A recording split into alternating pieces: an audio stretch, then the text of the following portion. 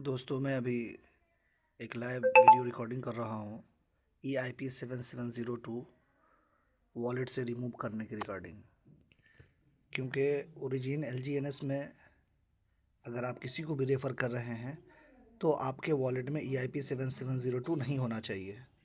क्योंकि अगर आपके वॉलेट में EIP7702 लगा रहेगा तो आप अपने रेफरल लिंक से किसी को ज्वाइन नहीं करवा पाएंगे। इसलिए अगर आप किसी को ज्वाइन करा रहे हैं और कुछ एरर दे रहा है तो सबसे पहले अपने आप वॉलेट को चेक करेंगे कि आपके वॉलेट में EIP7702 लगा है या नहीं है। अगर लगा है तो कैसे रिमूव करेंगे उसके बारे में मैं आपको जानकारी दे रहा हूँ।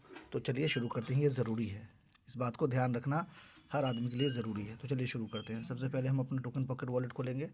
सबसे पहले हम आपको टोकन पॉकेट वॉलेट से कैसे EIP7702 रिमूव करना है उसके बारे में आपको जानकारी दे रहा हूँ। तो डिस्कवर में जाना है। डिस्कवर में जाने के बाद आप अपनी आईडी को लॉगिन कर लें।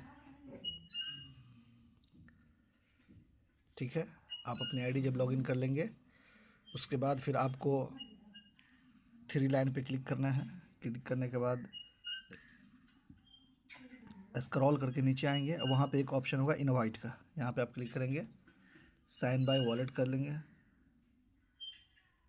कंफर्म करेंगे। जो भी पासवर्ड है या फिंगर है आप लगा देंगे। उसके बाद इस तरह खुल जाएगा।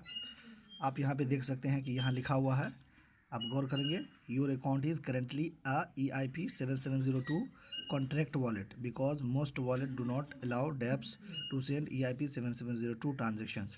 You should disable it via your wallet.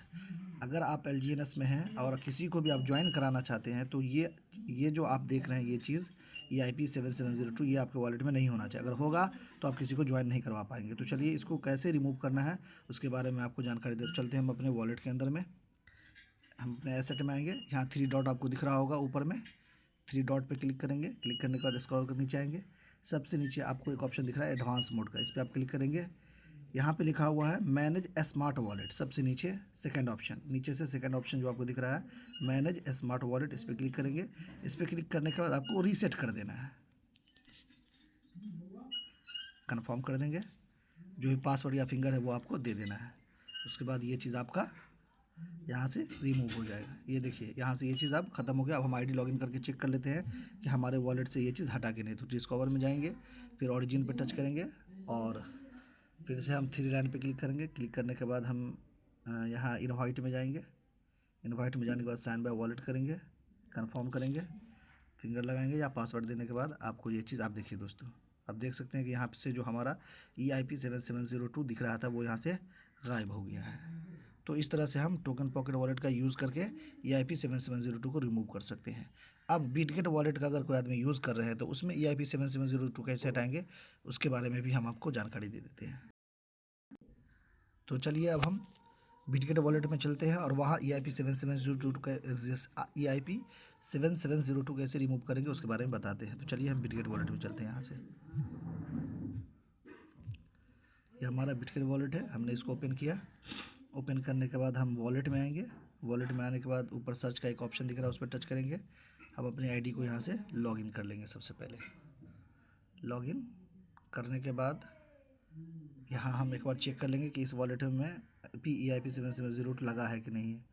तो हम यहाँ पे इनवाइट पे जाएंगे, साइन बाय वॉलेट करेंगे, कंफर्म करेंगे। यहाँ भी सेम प्रोसेस है, देख सकते हैं कि हम अपने इनवाइट सेक्शन में जाके हम इसको चेक कर देखिए। यहाँ भी हम देख सकते हैं कि इस वॉलेट में भी हमारा EIP7702 लगा हुआ है। तो इसको कैसे रिमूव करना है तो इसमें हम आपको वो प्रोसेस सिखा रहे हैं। तो यहाँ से हम कट कर देंगे। सबसे पहले बैक आ जाएंगे। बैक आने के बाद वॉलेट में आएंगे।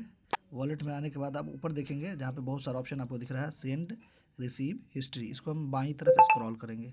उसके बाद थ्री डॉट का ऑप्शन दिखेगा, हम इस पर क्लिक करेंगे। क्लिक करने के बाद यहाँ पे नीचे से थर्ड ऑप्शन शो हो रहा है EIP7702, इस पर हम क्लिक करेंगे। क्लिक करने के बाद आप स्क्रॉल करके थोड़ा नीचे आएंगे और आप देखेंगे पॉलीगॉन के सामने रिमूव का ऑप्शन लिखा हुआ है, हम रिमूव कर देंगे इसको यहाँ से और अनबाइंड के ऑप्शन पे क्लिक करेंगे। ठीक है, उसके बाद कन्फर्म करेंगे। उसके बाद ये यहाँ से